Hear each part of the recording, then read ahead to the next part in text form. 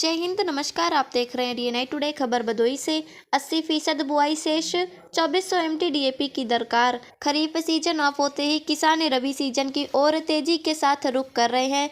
जैसे जैसे धान फसल से लघु एवं सीमांत किसान फुर्सत पा रहे हैं, वैसे वैसे गेहूं की बुआई को प्राथमिकता देकर ही अन्य कामकाज निपटाने को मिल रहा बल। अब तक 20% तक बुआई कार्य भी करने में देर नहीं किया है।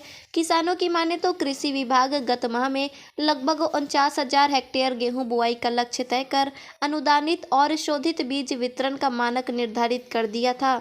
इसी लक्ष्य के सापेक्ष सहकारिता विभाग भी निजी तौर पर 3600 एमटी सहकारी समितियों से कुल 3900 एमटी डीएपी मुहैया कराने में जोर दिया था। बावजूद इसके लघु एवं सीमांत किसान सहकारी समिति से लेकर खुले बाजारों में लाइन लगाने के लिए विवश है। एआर सहकारिता राघवेंद्र शुक्ला ने बताया कि 20% तक पूर्ण गेहूं की बुआई में 1500 एमटी डीएपी किसानों में वितरित हो चुकी है।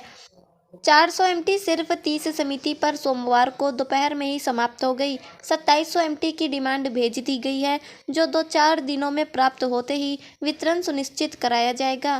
डीएपी संकट के सवाल पर उन्होंने स्पष्ट किया कि जनपद को मिलने वाला आवंटन या तो मिर्जापुर रैंक पॉइंट या फिर वाराणसी से प्राप्त होता है। जब जनपद का नंबर आता है तब तक दूसरे जनपद हाथ सेक चुके होते हैं। शासन ने यदि पूर्वोत्तर रेलवे के माधव सिंह रैंक पॉइंट को वरीयता देगा तभी डीएपी का संकट दूर हो पाएगा। इसके लिए बार बार पत्र शासन को भेजे जाते हैं। भदोही से रिपोर्टर अब्दुल वाहिद के साथ वैष्णवी शुक्ला की रिपोर्ट। 49,000 हेक्टेयर में गेहूं की बुआई शुरू हो चुकी है। आपके माध्यम से डीएपी को उपलब्ध कराने की व्यवस्था है। अभी तक कितनी मात्रा में डीएपी उपलब्ध हो चुकी है? जनपद में जैसा आपने बताया कि 49,000 हेक्टेयर में गेहूं की बुआई हो रही है।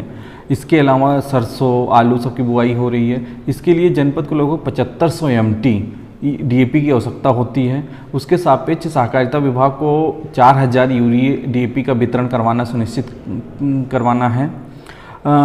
उसके सहकारिता विभाग द्वारा 3900 के सापेक्ष 1500 एमटी डीएपी जनपद के 45 सहकारी समितियों पर भेजी जा चुकी है और 400 एमटी डीएपी कल गई है, जिसका वितरण आज किया जा रहा है। लगभग 30 सहकारी समितियों पे इसका वितरण किया जा रहा है और जनपद के सभी विकास खंडों में भेजी गई है। जिस हिसाब से किसानों की भीड़ समितियों पर देखी जा रही है, जो डीएपी उपलब्ध है वो पल भर में ही खप जा रही है। उनको लेकर के उपलब्धता आगे क्या रहेगी? आगे उपलब्धता के लिए मुख्यालय डिमांड भेजी गई है। 2700 एमटी डीएपी की और डिमांड भेजी गई है और उम्मीद है कि बहुत जल्दी डीएपी मिल जाएगी और उसके बाद सारी सहकारी समितियों पर भेज दी जाएगी। लगभग 1.5 माह बाद प्रथम ड्रेसिंग के लिए किसानों को यूरिया की आवश्यकता पड़ेगी। आपके पास उपलब्धता कितनी है अभी तक? जनपद में 2200 मैट्रिक टन का गोदाम है और हमारा गोदाम पूरी तरह फुल है। 2200 एमटी यूरिया हमारे पास उपलब्धता है और इसमें लगभग 50-50 एमटी यूरिया हर सहकारी समितियों पर भेजी जा रही है।